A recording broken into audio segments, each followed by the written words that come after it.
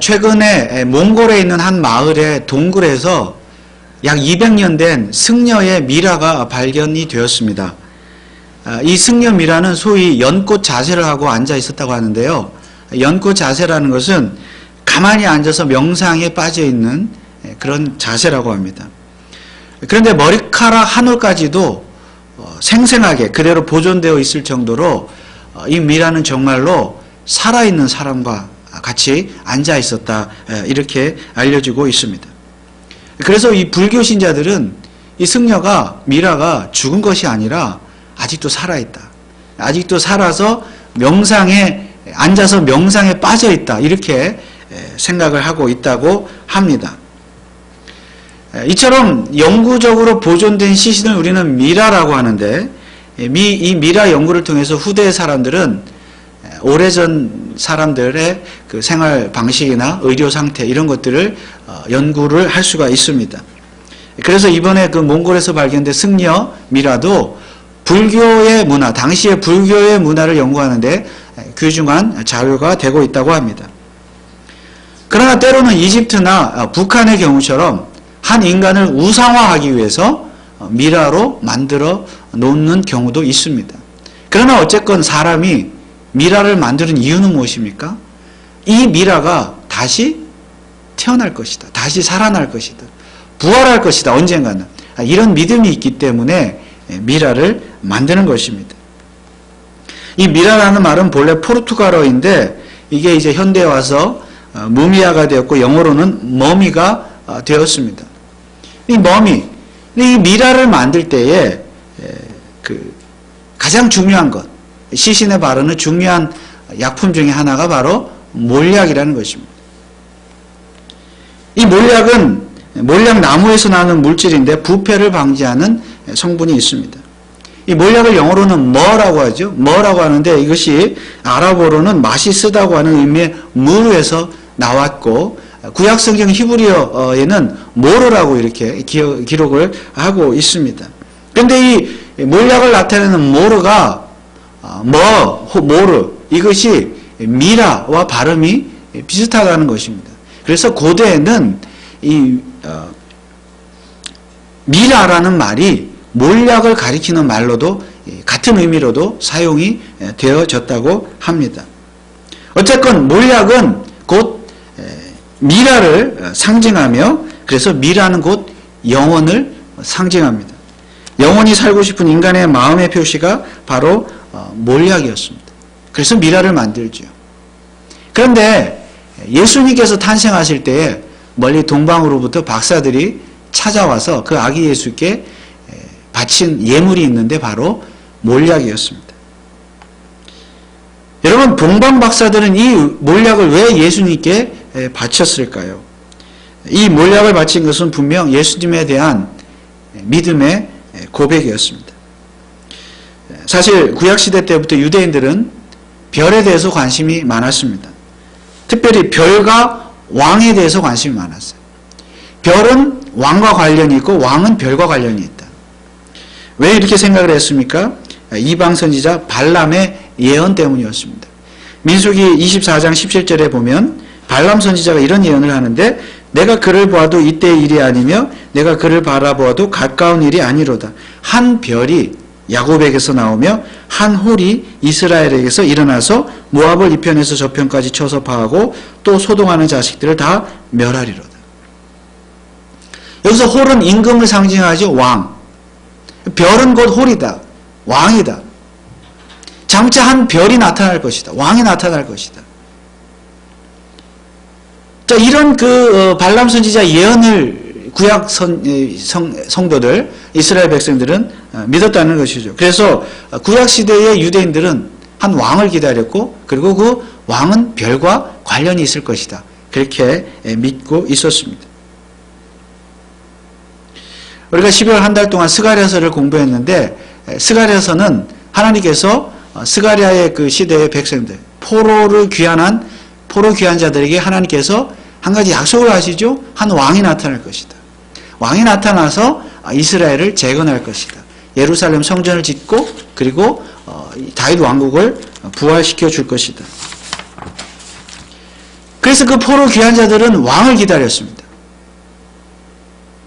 그런데 10년이 지나고 100년이 지나고 수백 년이 지나도 그런 왕은 나타나지 않았습니다. 우리가 아는 대로 예수님이 태어나실 당시에는 이스라엘은 로마의 지배를 받고 있었습니다. 그 말은 스가랴 선지자가 활동하던 시대로부터 예수님의 탄생까지는 약 500년이라는 시간이 흘렸는데 지난 500년 동안 왕이 나타나지 않았다는 것입니다. 물론 그 사이에 왕 같은 존재들은 나타나긴 했지만은 결국 이스라엘은 차례로 페르시아나 그리스 그리고 로마의 지배를 받고 있었습니다. 왕국을 세운 일이 없어요. 독립한 일이 없어요. 잠깐 독립한 적은 있지만 왕국을 완전하게 세운 적이 없습니다. 하나님께서 약속하셨던 그 왕이 나타나지 않았다는 거예요. 아직. 그래서 스가랴 시대의 이스라엘 백성들처럼 500년이 지난 예수님 당시의 이스라엘 백성들로 그 왕을 한 왕을 기다리고 있었습니다. 특히 예수님 당시는 로마 제국의 지배를 받고 있었기 때문에 이스라엘 백성들은 어떤 왕을 기다렸어요? 로마의 지배로부터 자기 나라를 해방시켜줄 왕. 이스라엘 왕국을 세워줄 그 왕을 기다리고 있었습니다. 그리고 그들은 민수기의 발람 선지자의 예언처럼 그 왕은 별과 관계가 있을 것이라고 여전히 믿고 있었습니다. 그런데 정말로 하늘에 별이 나타났고 왕이 태어났습니다. 물론 이 별을 처음 발견한 사람은 유대인이 아니라 이방인이었습니다. 동방에 사는 박사들이었습니다. 그래서 왕과 관련된 이 별은 페르시아, 동방은 페르시아 지역인데 페르시아 지역에서부터 하늘에 나타났고 박사들은 그 별을 보고 무려 약 900마일이나 떨어진 예루살렘에까지 왕을 찾아왔습니다. 동방으로부터 박사들이 예루살렘에 이르러 말하되 우리가 동방에서 그의 별을 보고 그에게 경배하러 왔노라. 1절 2절의 말씀입니다. 그런데 궁금한 것이 있습니다. 동방 박사들은 유대인도 아닌데 왜 유대인과 관련된 별에 관심이 많았을까요? 그들도 왕을 기다렸습니까? 유대인이 아닌데요. 많은 성경학자들은 이 동방 박사들은 옛 바벨론과 페르시아 지역에 살던 자들로서 그 지역의 포로로 잡혀왔던 유대인들. 어떤 유대인들은 귀환을 했죠. 스가랴에서 보듯이. 귀환을 안 하고 남아있던 유대인들. 그리고 그 유대인들의 후손들. 우리는 이들을 디아스포라라고 하죠. 이 디아스포라에 의해서 유대교로 개종한 사람들이었을 것이다. 이렇게 추측을 하고 있습니다. 그래서 이 동방 박사들은 이방인이지만 유대인들로부터 디아스포라로부터 구약 성경에 대한 말씀을 듣고 하나님의 말씀, 선지자들의 말씀을 들었고 특별히 한 왕이 나타날 것이고 그 왕은 별과 관련이 있다는 그 민수기의 그 말씀도 알게 되었다는 것입니다. 그래서 그들도 비록 이방인이지만 메시아에 대한 말씀을 듣고 메시아를 기다렸던 그런 자들이었다고 볼 수가 있습니다. 별에 관심이 많았죠. 그런데 정말로 별이 나타났습니다. 특이한 별이 나타났고 그들은 그 별이 왕과 관련이 있음을 알고 그 별을 따라 멀리 여행을 떠났습니다. 그러면 이러한 동방 박사들의 이야기가 왜 성경에 기록되어져 있습니까?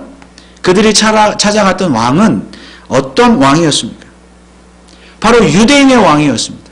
유대인의 왕으로 나신 이가 어디에 있느냐? 사실 이 박사들은 유대인이 아니었음에도 불구하고 유대인의 왕을 찾아왔습니다. 정작 예수님 당시의 유대인들은 예수님을 왕으로 알지 못했습니다. 경배하지도 않았습니다. 아기 예수가 유대인의 왕이었음을 알았다면 여관 주인이 허름한 마구간을 내어주었을까요? 그런데 사실 당시 유대인들은 아기 예수가 왕인 것을 모르는 것이 당연했습니다. 도대체 바로 그때 그들이 고대하던 왕이 태어날 것이라고 누가 알았겠습니까? 더구나 그 왕이 허름한 마구간에서 태어날 줄 바로 그때 여관 주인인들 알았겠습니까? 몰랐어요. 아기 예수 시절뿐만 아니라 예수님이 성인이 되어서 공생애를 시작하실 때, 천국 복음을 증거하실 때 돌아다니면서 갈릴리를 중심으로, 그때에도 유대인들은 예수를 왕으로 인정하지도 않고 믿지도 않고 경배하지도 않았습니다.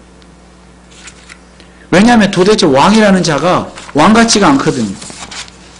그들이 기대하는 왕은 로마로부터 해방시켜줄 왕, 어쩌면 좀 이순신 장군과 같은 늠름한 왕을 기대했던 것 같아요. 그런데 왕의 행색을 보니 너무 초라하고 보잘것도 없고, 이게 무슨 왕이냐. 그래서 그들은 예수를 왕으로 믿지도 인정하지도 경배하지도 않았습니다. 오히려 유대인들은 훗날 이 예수를 십자가에 못 박아 죽였습니다. 그런데 오히려 멀리 동방으로부터 이방인이 그 예수를 왕으로 알아 먼 길을 마다하지 않고 찾아와서 경배했습니다. 사실 이러한 현상은 오늘날까지도 이어지고 있습니다. 오늘날에도 유대인들은 예수를 인정하지 않습니다. 그렇죠? 예수를 메시아로 인정하지 않습니다. 물론 오늘날 예수를 믿는 유대인들이 점차 늘어나고 있습니다. 우리가 주이시 크리스찬이라고 그러죠. 혹은 크리스찬 주라고도 하고. 로마서에서 바울사도가 말씀하신 대로 장차 종말의 때가 가까울수록 유대인들의 거국적인 회심에, 예수를 믿는 회심의 역사가 일어날 것입니다. 지금도 그런 자들이 많이 있죠. 그러나 아무튼 지금도 대다수의 유대인들이 예수를 메시아로 왕으로 인정하지 않습니다.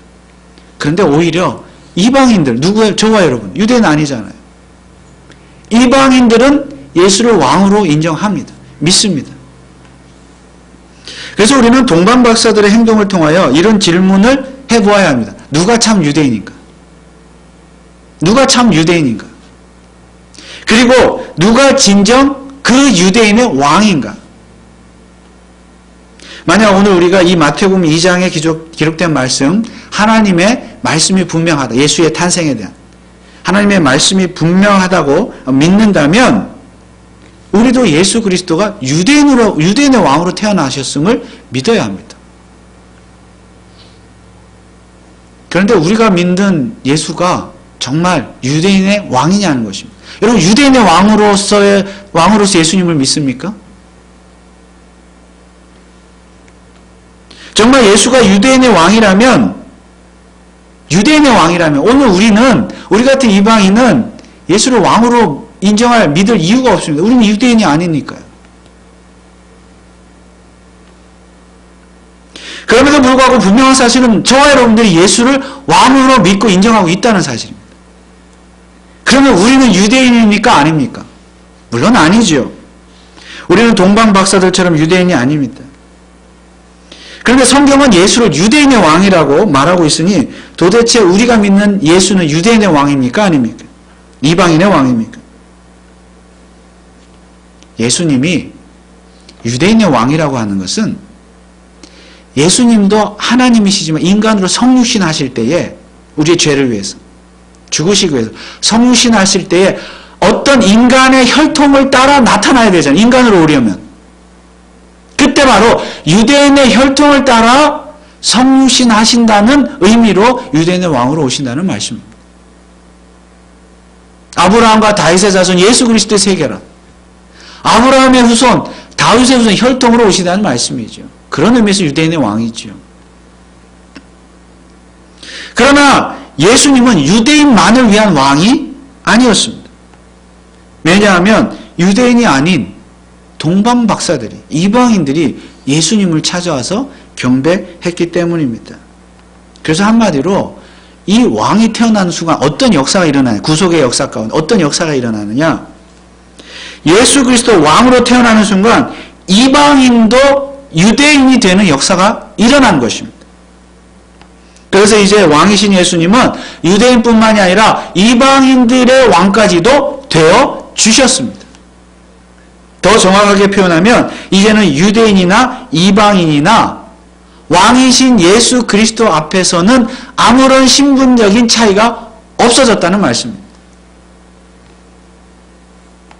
그렇다면 동방박사들의 예물은 자기 자신들이 곧 유대인이라는 신앙의 고백이었습니다. 실제로는 유대인이 아니면서 유대인이 되어 유대인의 왕이신 예수를 왕으로 믿고 고백하고 그 왕의 다스림을 받으며 살겠다고 하는 고백이 바로 예물의 드림이었습니다. 이것을 뒤집어서 말하면 자신들 같은 이방인조차도 왕이 되어주셔서 백성 삼아주신 그 왕이신 하나님께 충성을 다짐하고 순종하며 살겠다고 하는 믿음의 표시가 바로 예물이었다는 말씀입니다. 그러므로 동방박사들이 예물을 바친 것은 단지 예수의 탄생을 축하한다. 우리가 크리스마스에 축하하고 예수님께 예물을 바치 그런 의미가 아니라 나 같은 이방인도 백성으로 맞아주시는 그 왕이신 예수 그리스도 앞에 순종을 다짐하고 충성을 다짐하고 나를 다스려 주옵소서.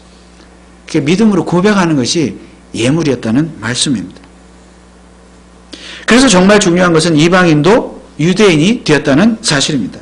이제는 유대인만이 유대인이 아니라 이방인도 유대인이 되는 세상이 되었습니다. 그렇다고 정말로 이방인이 혈통적으로 유대인이 되는 것은 아닙니다. 동방박사들이 혈통적으로 유대인이 된 것 아니에요. 오늘 저와 여러분들이 혈통적으로 유대인이 되는 것 아닙니다. 우리는 아브라함의 후손들이 아니에요. 여기에 정말로 영적인 깊은 뜻이 있습니다. 이제부터는 예수를 믿고 예수를 왕으로 믿고 섬기고 왕의 명령에 따라 순종하며 자는 자 누구든지 유대인이든지 이방인이든지 영적인 의미에서 영적인 유대인, 영적인 이스라엘이 된다는 말씀입니다. 그게 진짜 유대인이에요. 특히 예수 그리스도께서 메시아로서 십자가에서 피 흘려 죽으시고 부활하시고 승천하신 사실을 믿는 이방인이라면 모두가 다 영적인 의미에서 유대인입니다.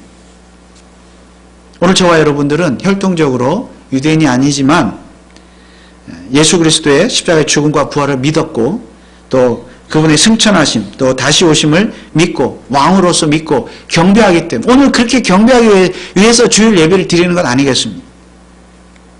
그래서 우리가 다 영적인 의미에서 유대인입니다.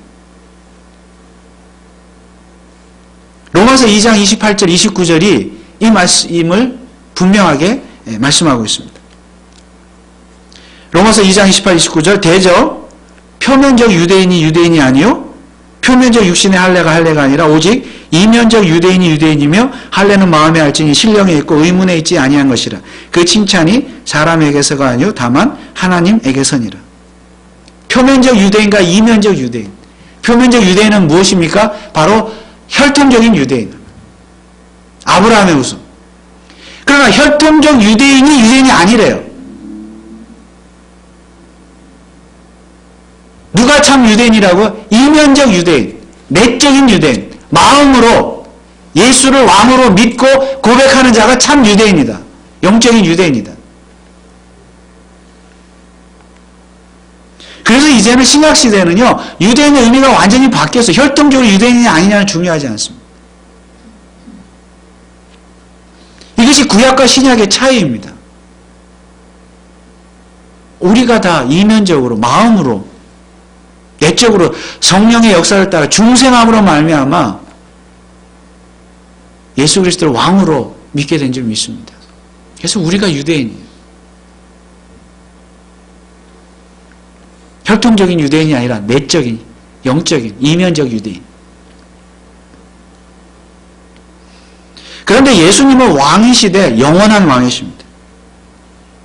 왜냐하면 동방박사들이 바친 예물 중에 한 가지가 몰약이었기 때문입니다. 다른 황금과 유향도 중요하지만 몰약은 특별히 왕께 당연히 바쳐야 될 예물이었습니다. 왜냐하면 몰약이라는 것 자체가 뭐라고요? 부패를 방지하고 영혼을 상징하기 때문입니다. 그래서 사람들이 미라를 만들잖아요. 몰약을 발라서 영원하라고. 그래서 몰약은 영혼을 상징하는 물질이기 때문에 동방박사들이 아기 예수께 몰약을 바쳤던 것입니다. 그래서 예수님 탄생하시기 전 수백 년 전에 이사야 선지자는 장차 오실 예수 그리스도에 대해서 이렇게 예언을 했습니다. 이사야 9장 6절에 이는 한 아기가 우리에게 낳고 한 아들을 우리에게 주신 바 되었는데 그의 어깨에는 정사를 메었고 그의 이름은 기묘자라 모사라 전능하신 하나님이라 영존하시는 아버지라. 영존 평강의 왕이라 할 것입니다. 예수 그리스도는 영존하시는 하나님, 영원하시고 그리고 평강의 왕이시다. 영원하신 왕이다. 왕이시되 영원하신 왕, 바로 예수 그리스도입니다. 그러면 예수님은 왜 영원하신 왕입니까? 그분 자신이 하나님이시기도 하거니와 하나님께서 예수님을 영원한 나라의 왕으로 삼으시겠다고 오래전부터 그렇게 약속을 하셨기 때문에. 사무엘 7장 16절 말씀에 보면 하나님이 이렇게 말씀하셨습니다. 내 집과 내 나라가 내 앞에서. 이 내 집은 다윗에게 말씀하셨어요. 다윗 왕에게. 다윗 너의 집과 너의 나라가 내 앞에서 영원히 보존되고 너의 위가 다윗의 위가 영원히 경고하리라 하셨다. 하나님께서 일찍이 다윗 왕에게 너의 나라 영원하게 해주겠다. 너의 위가 왕위가 영원하게 해주겠다. 영원한 왕이 되게 해주겠다. 약속의 말씀이에요. 무슨 뜻입니까? 여기서 말하는 너의 나라 너의 위는 무엇입니까? 다윗과 같은 왕이 나타난다 그 말이에요. 누구예요? 메시아 예수 그리스도. 그러니까 예수 그리스도가 영원한 왕으로 오셔서 영원한 나라를 세우시고 그가 영원한 나라의 왕이 되실 것이다.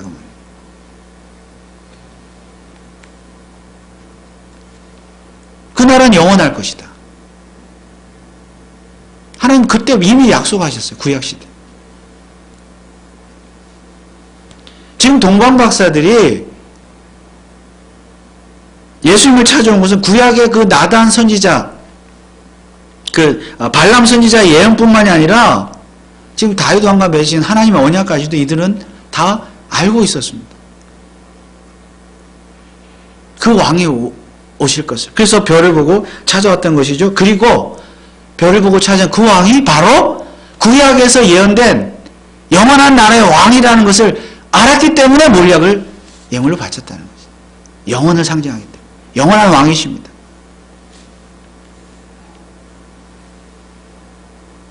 그래서 사실은 예수님 자신이 몰약입니다. 예수님 자신이 영원하시기 때문에. 그래서 이 몰약은 예수님의 탄생과도 관계가 있지만 예수님의 죽음과도 관계가 있습니다.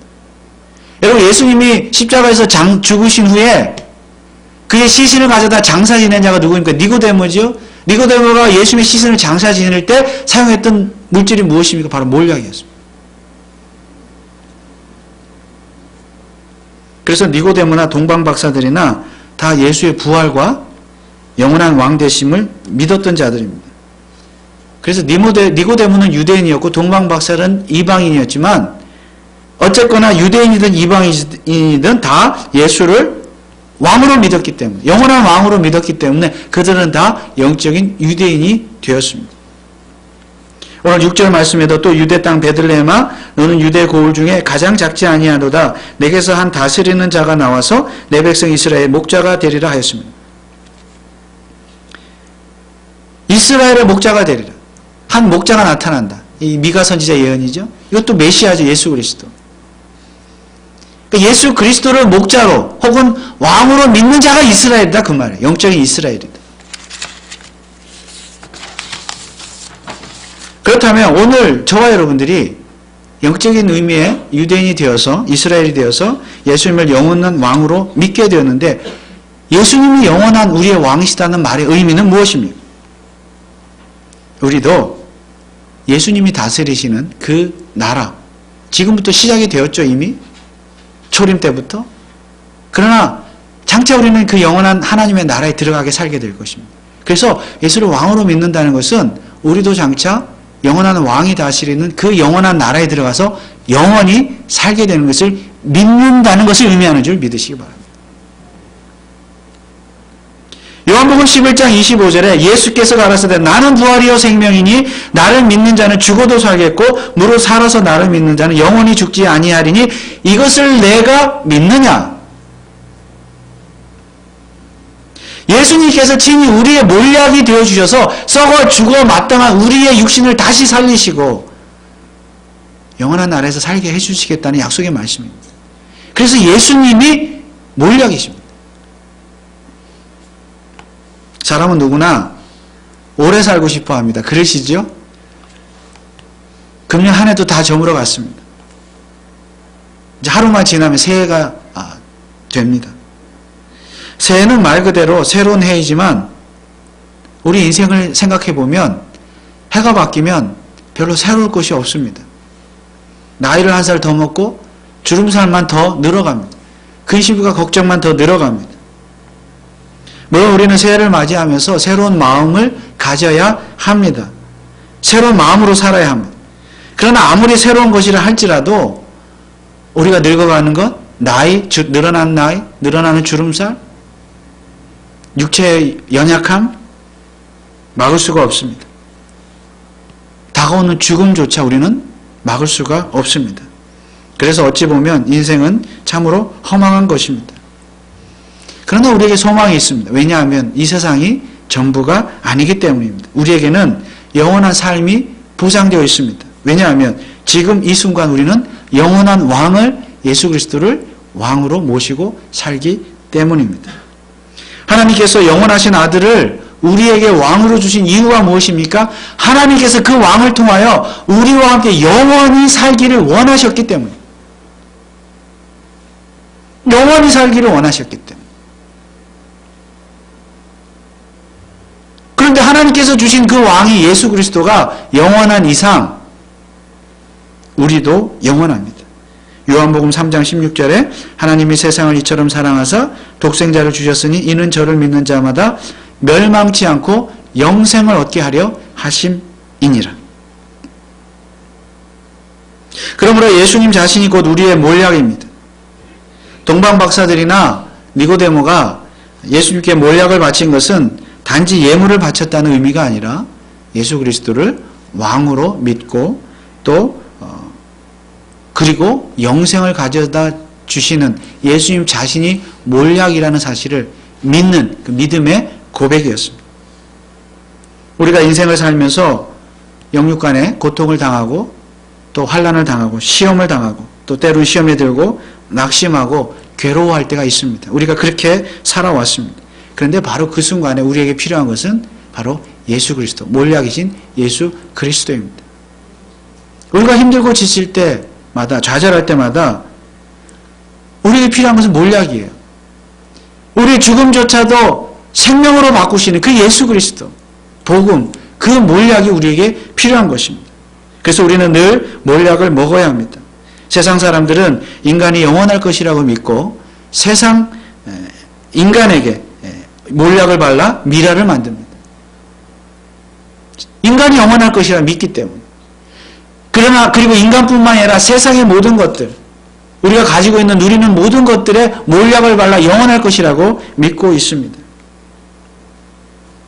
비단 북한 사람들이나 이집트 사람들 혹은 몽고의 사람들만이 그러는 것이 아닙니다. 우리도 때로는 그렇게 살 때가 있습니다. 정말 예수를 왕으로 믿고 고백하고 영원한 나라를 믿는다고 하면서도 우리의 육신의 삶이 영원하거나 혹은 내가 가지고 있는 모든 것을 죽을 때 가지고 갈 수 있을 것이라고 착각하고 삽니다. 그러니까 욕심을 부리죠. 이게 다 몰약을, 세상 것에 몰약을 바르고 세상 것이 영원할 것이라고 믿는 착각인 것입니다. 다 어리석은 행동이죠. 욕심입니다.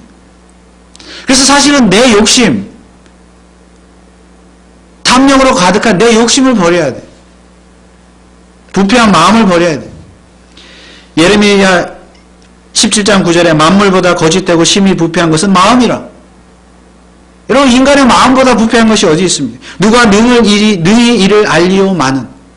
세상 것에 욕심을 가지는 우리의 욕심을 무엇으로 치료할 수 있겠습니까? 예수 그리스도인 몰약에 대해서 예수 그리스도만으로 치료할 수 있는 줄 믿으시기 바랍니다. 그래서 우리에게 필요한 것은 몰약이에요. 예수 그리스도 자신입니다. 우리는 정말 예수 그리스도께서 친히 우리를 위한 몰약이 되어주심으로 말미암아 우리는 영생을 소유하게 되었습니다. 하늘의 것을 소유하게 되었습니다. 그렇다면 이제는 우리가 예수님께 몰약을 바쳐야 될 차례입니다. 크리스마스라고 하는 어떤 특정한 날을 정해서 예수님께 선물하자, 헌금하자, 물질받자, 그런 의미가 아니죠. 우리의 왕이신 예수님 오늘만 왕이십니까? 금년만 왕이세요? 우리 평생에, 우리 죽을 때까지, 영원한 나라에 갈 때까지 예수님만이 우리의 왕이십니다. 그렇다면 우리가 바쳐야 될 또 몰약은 무엇입니까? 예물은 무엇입니까? 왕이 원하시는 대로, 기뻐하시는 대로 우리의 모든 것을 드릴 수 있고 감사할 수 있고 그렇게 살아야 되는 것이 우리 백성의 마땅한 삶인 줄 믿습니다. 예수님만이 우리 인생의 참 몰약이십니다. 예수님만 우리 죄를 사해 주실 수 있고 우리 악한 심령을, 부패한 심령을 치료할 수 있고 우리 환난과 고난과 시련과 시험을, 어떤 어려움도 치료할 수 있는 유일한 약인 줄, 몰약인 줄 믿으시고, 그리고 그 믿음을 가지고 한 해를 보내시고 그 믿음으로 새해를 맞이하시고 또한 그 믿음을 가지고 우리도 우리의 것으로 왕이신 하나님께 몰약을 드릴 수 있는 저와 여러분들 되시기를 주님의 이름으로 축원을 드립니다. 기도하겠습니다. 아버지 하나님, 예수님만이 영원한 우리의 왕이시고 또 우리의 몰약이심을 믿습니다. 우리가 그 몰약을 믿음으로 또 먹음으로 말미암아 영생을 소유하게 된 줄 믿습니다. 우리가 정말 영적인 이스라엘, 영적인 유대인이 된 줄 믿습니다. 아버지 하나님, 한 해를 보내며 새해를 맞이할 때 참으로 이 세상은 유한한 것인데 이 세상이 영원할 것이라고 믿지 말고 착각하지 말고 영원한 나라를 사모하며 영원한 왕이신 몰약 대신 예수 그리스도만을 우리 인생의 소망으로 삼고 살아드리는 믿음의 사람들 다 되게 하여 주옵소서. 감사를 드리며 예수 그리스도 이름으로 기도하옵나이다. 아멘.